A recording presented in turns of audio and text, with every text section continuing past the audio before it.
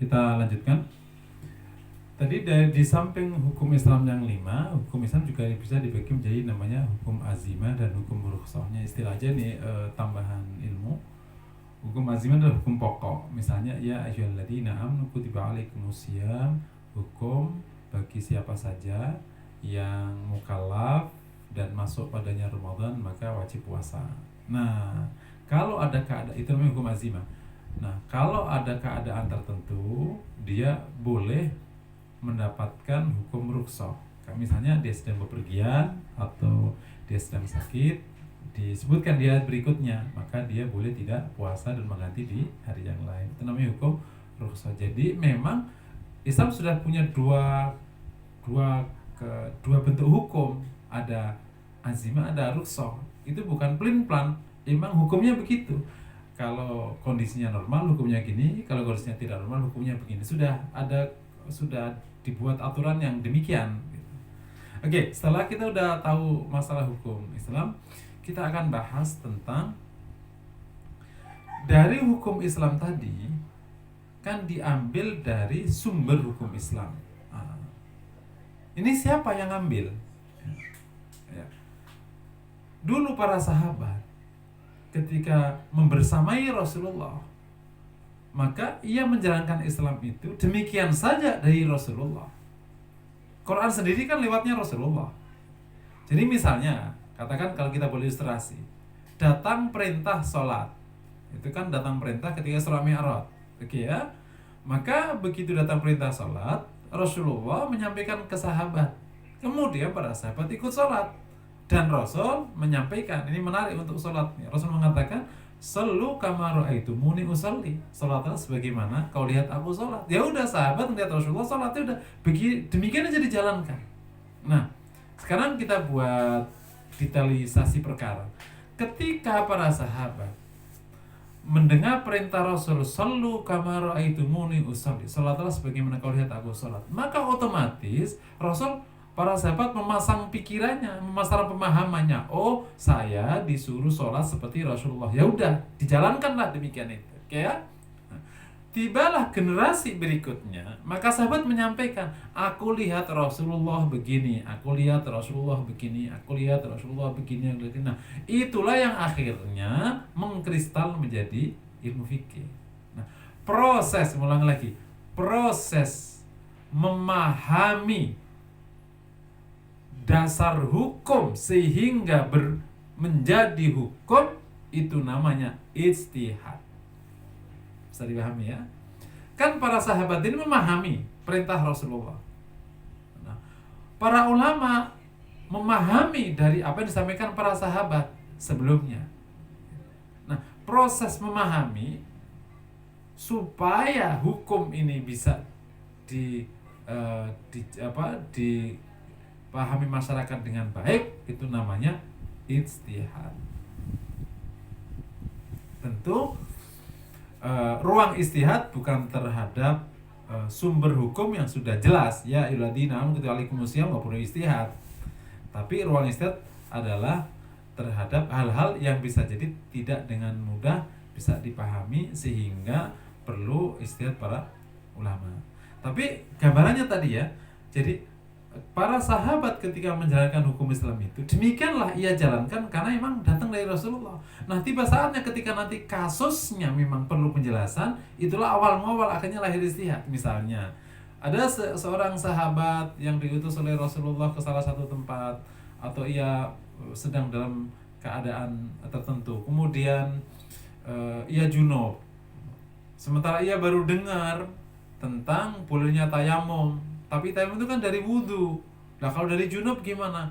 Maka kata sahabat ini, fatama'artu, maka saya ini berguling-guling di debu, di tanah.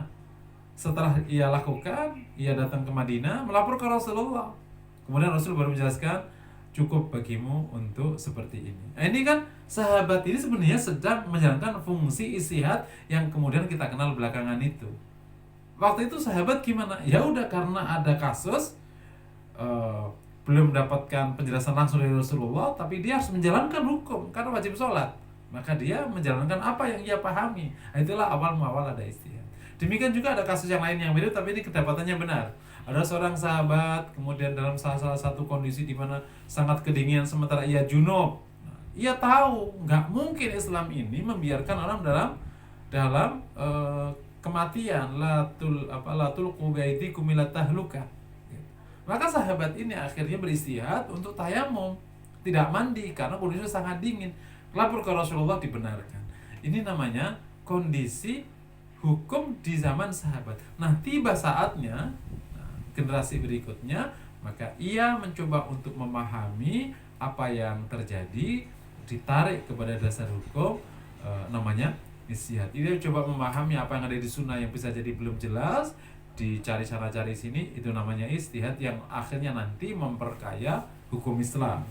Di samping dari dasar hukum yang jelas-jelas, yang pokok, yang biasanya sudah tidak perlu perdebatan panjang, namanya hukum yang mansusos, tapi di sana ada hukum yang mustahadun fi. Nah, kalau sudah bicara ijtihad, maka peluang untuk berbeda sangat besar.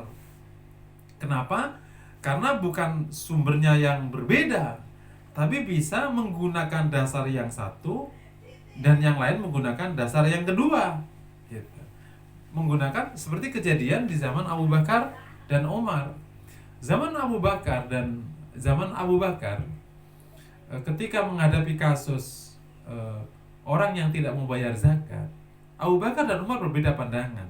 Abu Bakar mengatakan, aku akan perangi siapa saja yang telah bayar zakat di zaman Rasulullah kemudian tidak bayar zakat di masaku. Kata Umar, ya Khalifah, apakah kau perangi orang yang mengatakan la ilaha illallah? Bukankah hadis Rasulullah mengatakan, umirtu an uqatilan nas hatta yashhadu an la ilaha illallah? Saya perintahkan untuk meringai orang sampai dia mengatakan la ilaha illallah. Kata Abu Bakar, saya akan perangi orang yang bayar zakat di zaman Rasulullah dan bayar zakat di Makkah. Ini Umar sama Abu Bakar itu tidak berbeda pandangan masalah dalil yang sama. Ini memang sumber hukumnya beda.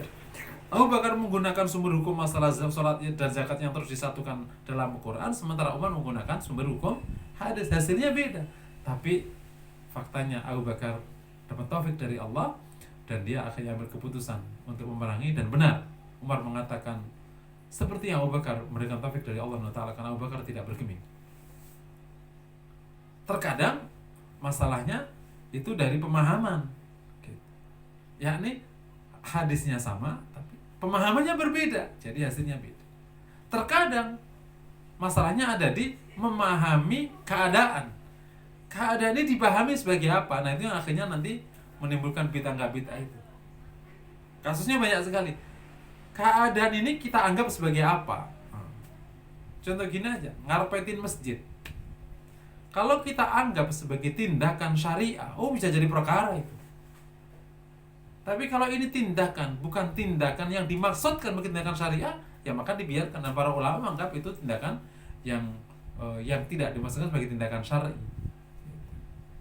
Karena karpet Rasulullah masjid Rasulullah tidak dikarpetin. Nah, ini kembali lagi ya ke bab masalah istihad tadi.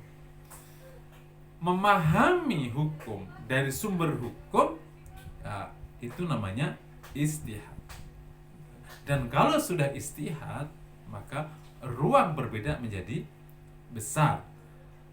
Karena di samping sumber hukumnya yang terkadang punya ruang untuk berbeda, tapi juga kasus yang dihadapi juga bisa menjadi berbeda. Cara menariknya ke sumber hukum juga bisa berbeda.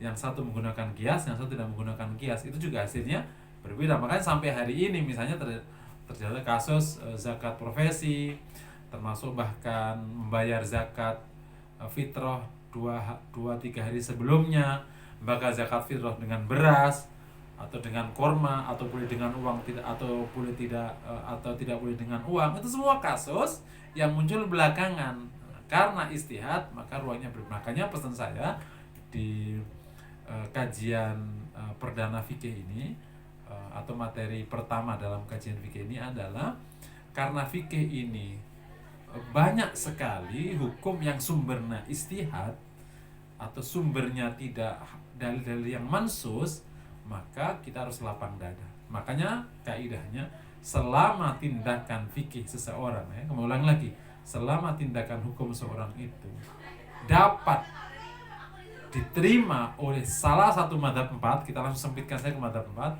maka tindakannya dapat dibenarkan. Tapi kalau tindakan hukum seorang muslim itu tidak ada panduan dari mazhab yang muktabar, terutama mazhab 4, maka tindakannya tidak dapat dibenarkan, dan nanti bisa menggunakan dialog-dialog agar bisa meluruskan. Jemaah yang dirahmati Allah Subhanahu wa taala. Kami ulangi lagi, kita sudah menjelaskan fikih itu apa. Kita sudah jelaskan tentang sumber hukum itu apa. Kita sudah jelaskan fikih hukum Islam itu apa dan bab pembagiannya. Kita jelaskan tentang istihad. Dan terakhir tadi sudah saya kasih satu clue, karena fikih ini banyak sekali sumbernya itu istihad. Karena kalau sumbernya tidak istihad itu sudah selesai. Misalnya kewajiban sholat selesai, kewajiban puasa selesai, gitu. Misalnya apalagi yang haramnya zina selesai, bolehnya jual beli selesai, haramnya riba selesai, itu hukum kok.